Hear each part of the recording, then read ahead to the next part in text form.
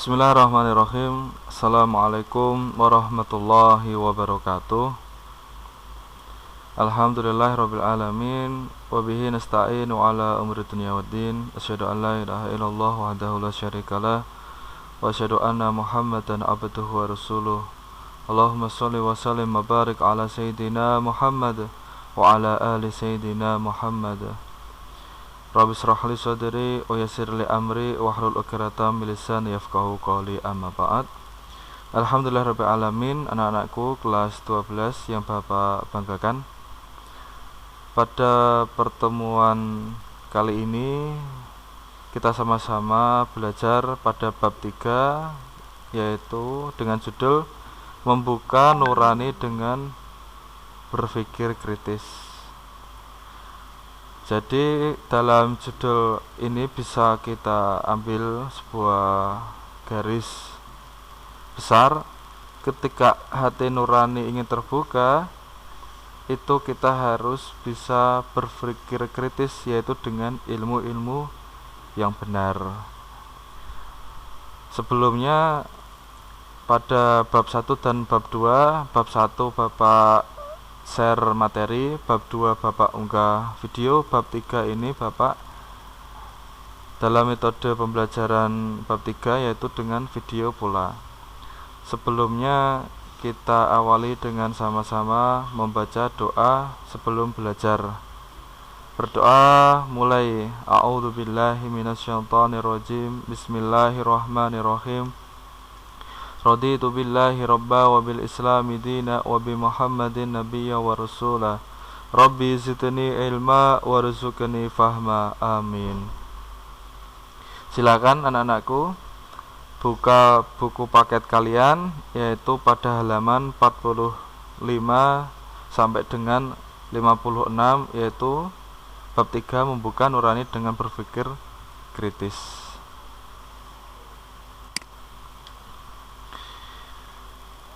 Dalam bab ini, judul ini kita akan mengkaji yaitu Quran surat. Jadi QS itu adalah Al-Quran surat Ali Imran surat ketiga, yaitu pada ayat 190 sampai 191. Allah Subhanahu wa taala pada pembahasan membuka nurani dengan nalar kritis tersebut, yaitu Bismillahirrahmanirrahim. Inna fi khalqis samawati wal ard wa ikhtilafil laili wan nahari la ayatil li ulil albab alladzina yadhkuruna Allaha qiyaman wa qu'udan wa 'ala junubihim wa yatafakkaruna fi khalqis samawati wal ard rabbana ma khalaqta hadza batilan subhanaka faqina adzabannar. Shadaqallahul adzim. Arti kosakata yaitu inna, yang berarti adalah sesungguhnya, fi khalqis samawat, di dalam penciptaan langit, wal ardi, dan bumi. Jadi as-samawat itu adalah langit, wal ardi adalah bumi, waqtilafil laili, dan bergantinya malam, wan nahar, dan siang, la ayat, ayat itu adalah tanda. Jadi ayat Al-Quran itu adalah tanda-tanda kekuasaan Allah Subhanahu wa ta'ala, tanda-tanda Allah memperkenalkan diri lewat Al-Quran, tanda-tanda yaitu telah dituliskannya ilmu-ilmu Allah Subhanahu wa ta'ala pada ayat tersebut. Jadi ayat itu adalah tanda-tanda. Ada tanda-tanda li ayatil li ulil albab, yaitu untuk mereka orang-orang yang berakal. Jadi ulul albab itu adalah orang-orang yang berakal, yang dimana akalnya digunakan untuk merenungi ciptaan dari Allah Subhanahu wa ta'ala.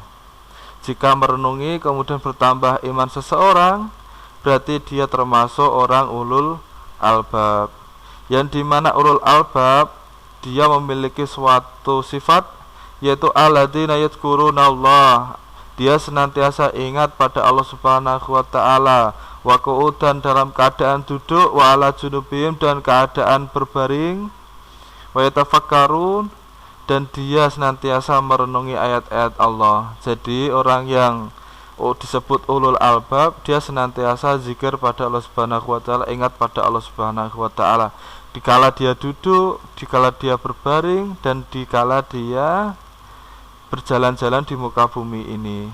Dia senantiasa selalu menghadirkan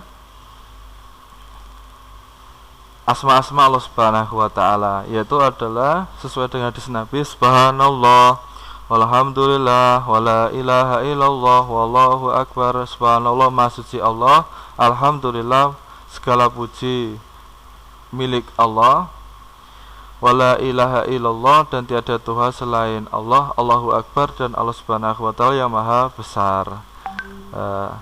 Rabbana ma khalaqta, ya Tuhan kami, tidak ada ciptaan Engkau hadza batila, yaitu sesuatu yang sia-sia. Subhanaka faqina adzabannar, maka lindungilah ya Allah kami dari siksa api neraka, karena sudah menggunakan fasilitas bumi ini, tetapi kita menganggap bahwasanya kita gunakan fasilitas ini itu cuma-cuma, yaitu kita membuang sampah sembarangan, kemudian kita coret-coret tembok, kemudian kita di jalan ugal-ugalan, kemudian juga kita menanami suatu tanaman yang dimana tanaman itu mengganggu oleh orang lain, misal di tepi jalan, misal mengganggu pada tembok atau rumah orang lain. Itu semua yang terjadi tidak termasuk orang yang sayang akan alam. Jadi Allah Subhanahu wa taala menciptakan alam semesta ini untuk manusia, dan tidaklah suatu sia-sia. Dimana kita mohon maaf, misal kotoran kita itu pun kita keluarkan, tetapi itu ada rezekinya oleh orang lain, yaitu dimana kita memerlukan jasa mereka, yaitu adalah sedot, kuras, WC. Ya mohon maaf, apabila air liurnya burung walet pun itu juga termasuk tidak sia-sia, meskipun itu disebut dengan air liur, tapi itu adalah dijadikan obat jamu, malah mahal harganya 1 kilonya. Dan madu itu berasal dari nektar bunga-bunganya dikumpulkan oleh para lebah. Nektar ini itu disimpan pada mulutnya lebah, dan itu tidak sia-sia. Bisa diambil kesimpulan bahwa yang diciptakan oleh Allah Subhanahu wa taala itulah tidaklah sia-sia. Rabbana ma khalaqta hadza batila. Ini arti kosakata per ayat. Kemudian secara arti keseluruhan 190, sesungguhnya dalam penciptaan langit dan bumi dan silih bergantinya malam dan siang terdapat tanda-tanda bagi orang yang berakal, yaitu orang yang berakal adalah orang-orang yang mengingat Allah Subhanahu wa taala sambil berdiri atau duduk atau dalam keadaan berbaring, dan mereka memikirkan tentang penciptaan langit dan bumi seraya berkata, ya Tuhan kami, tiadalah Engkau menciptakan ini dengan sia-sia, maha suci Engkau, maka peliharalah kami dari siksa neraka. Ayat tersebut memberikan kita gambaran yang tegas bahwasanya kita harus berpikir terhadap penciptaan Allah Subhanahu wa taala.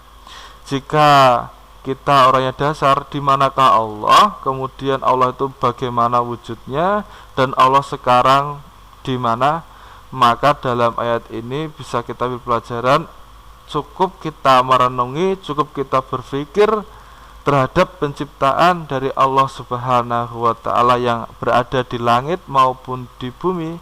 Itulah kita bertambah iman kita, dan di situ Allah Subhanahu wa taala memperkenalkan ayat-ayatnya kepada kita bahwasanya Allah lah maha besar, dan kita tidak sampai kepada kita membayangkan wujud Allah, tidak sampai kepada kita berangan-angan di manakah Allah berada, tapi kita cukup merenungi ayat-ayat dari Allah Subhanahu wa taala, maka kita tambah iman kita, dan kita tentunya akan mengenal Allah Subhanahu wa taala lewat kita merenungi dan berpikir, berzikir tentang ayat-ayat dan ciptaan Allah Subhanahu wa taala di alam semesta ini. Orang yang berpikir akan penciptaan dan bertambahnya rasa takutnya, bertambah iman kepada Allah Subhanahu wa taala disebut dengan ulul albab atau ulil albab. Kita apakah sudah termasuk kategori ulul albabkah? Yaitu kita apabila ketika bersepeda motor, naik sepeda, kemudian berjalan-jalan melewati sawah, kemudian melihat pohon-pohon, lihat burung-burung di langit, apakah kita bertambah iman kita, takut kita pada Allah Subhanahu wa taala, apakah cuma kita melihat-lihat saja? Itu kita bisa merenungi untuk kita mencapai yaitu kategori ulul albab. Kemudian asbabun nuzul. Asbabun nuzul ini adalah sebab turunnya ayat Al-Quran surat Ali Imran ayat 190 sampai 191. Jadi asal muasal kenapa turun? Jadi ayat Al-Quran itu semua yang diturunkan dan dituliskan di Al-Quran itu ada asal usulnya turunnya. Kronologi peristiwa turunnya Al-Quran disebut dengan asbabun nuzul, yaitu adalah kaum Quraisy. Kaum Quraisy ini di Arab dia sangat kritis sekali. Dia sangat pinter ngomong dan pandai mematahkan kata-kata terhadap lawan yang diajak bicara. Dia ingin menjatuhkan Islam, yaitu dengan dia membandingkan agama dan kemudian dicari-cari dan tidak ada dalam Islam, dan itu dijadikan senjata untuk melemahkan dan menghancurkan ajaran Islam. Pertama adalah kaum Quraisy mendatangi kaum Yahudi. Kaum Yahudi tentang kebenaran ajaran Musa dijawab, yaitu adalah Musa alaihissalam dengan mukjizat tongkatnya. Yaitu Musa alaihissalam dia memiliki satu mukjizat, tangannya bisa bercahaya ketika diletakkan di lehernya, kemudian juga tongkatnya bisa menjadi ular dan cukup memukul tongkat di lautan bisa membelah lautan. Ini ada kebenaran ajaran Musa, buktinya adalah dengan mukjizat tongkatnya. Kemudian kaum Quraisy tersebut mendatangi kaum Nasrani menanyakan kebenaran ajaran Nabi Isa alaihissalam. Dijawab, Isa itu memang betul, saya saksinya, yaitu Isa dapat menyembuhkan orang-orang yang buta dan dapat menghidupkan orang yang sudah mati. Itu benar ajaran agama yang dibawa oleh Isa alaihissalam. Tetapi bagaimana dengan kebenaran ajaran yang dibawa oleh Nabi Muhammad SAW, yaitu bagaimana dia membenarkan bahwasanya ajaran pertama yang dibawa Nabi Muhammad adalah tauhid, sehingga tauhid itu adalah mengesahkan Allah Subhanahu wa taala. Mereka kaum Quraisy menyembah Lata, Uzza, yaitu berhala patung-patung, ada wujudnya Tuhan mereka. Mereka bertanya, bagaimana dengan engkau Muhammad, Tuhan engkau? Maka turunlah ayat bahwasanya cukup Nabi Muhammad SAW mengatakan, berpikirlah tentang langit dan bumi, tentang kejadiannya, hal-hal yang menakjubkan. Kenapa siang berganti malam, kemudian matahari tetap saja dalam peredaran, kemudian bulan dalam peredaran pula. Semuanya ini ada yang menggerakkan, yaitu kurma ada yang menumbuhkan, ada yang menurunkan hujan, kemudian juga ada yang mengembuskan angin. Itu semua terjadi tidak dengan instan kebetulan, tetapi ada yang menggerakkan, yaitu Allah Subhanahu wa taala. Maka umat Nabi Muhammad SAW dengan kehebatan cara berpikir tidak berupa mukjizat fisik seperti tongkat Nabi Musa dan mukjizat Nabi Isa. Maka umat Nabi Muhammad SAW ternyata bisa percaya akan Allah Subhanahu wa taala, diangkat harkat dan martabatnya itu adalah dengan cara berpikir, tidak berupa fisik seperti Nabi Musa itu dengan fisik, buktinya ada tongkatnya menjadi ular.